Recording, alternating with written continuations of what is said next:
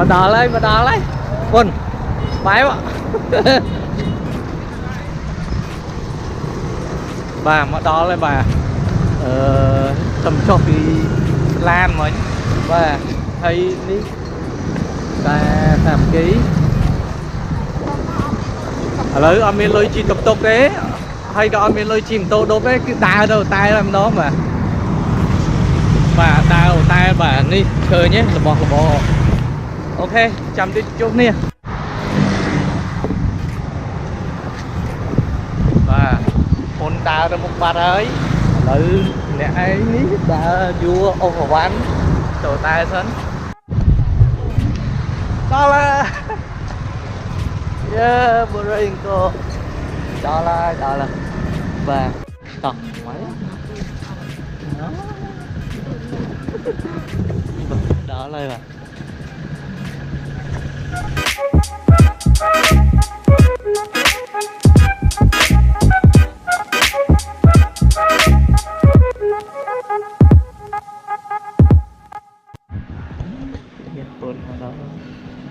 hello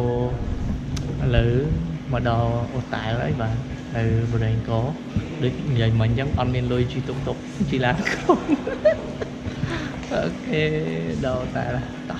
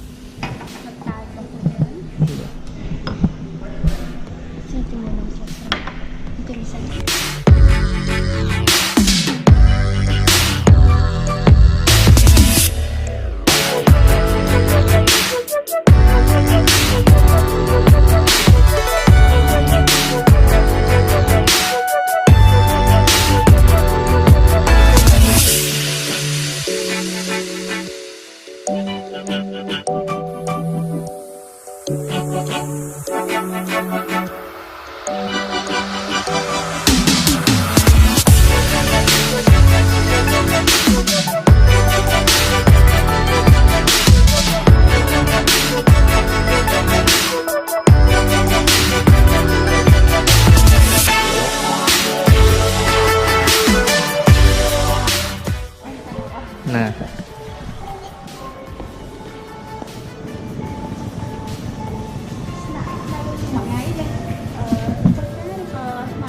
họ đa lên con đứng ở trong mực của xa nhưng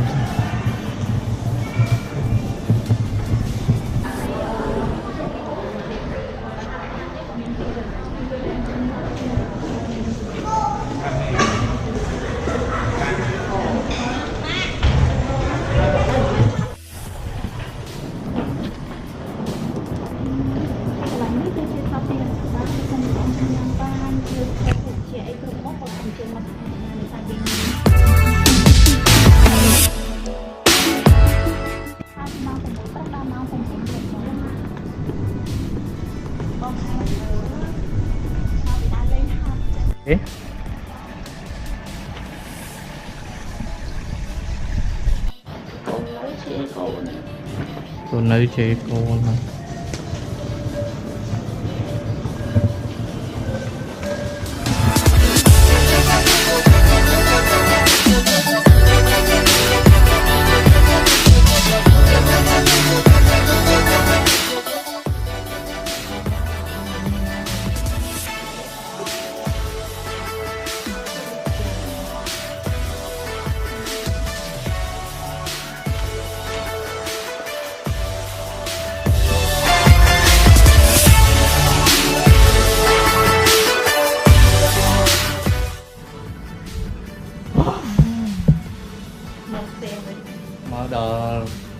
Siem Reap hai lời nơi bắt tục và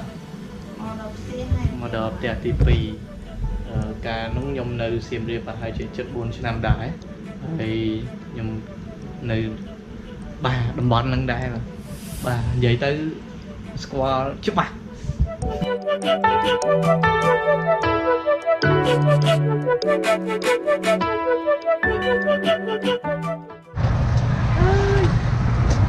lợi ní cứ đo mong bài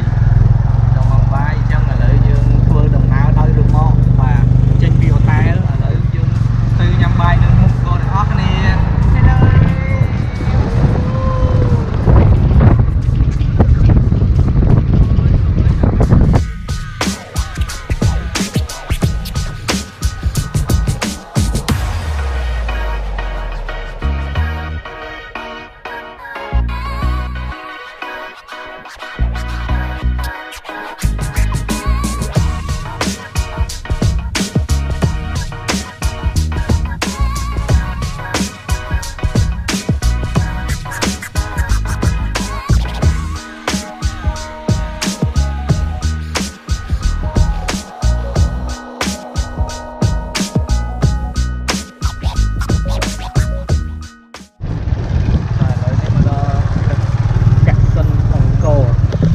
sân và cắt sân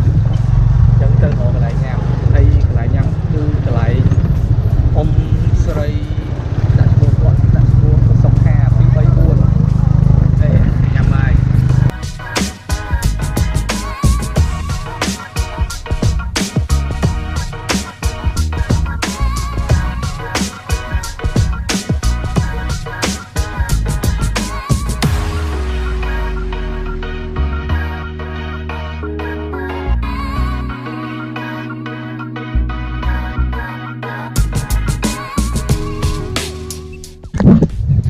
bài thao vậy ô đương nhiên bài thao vậy là nhiên bài mùi thật từ đa lên từ ngọn cô bọn dương là óc ni nhau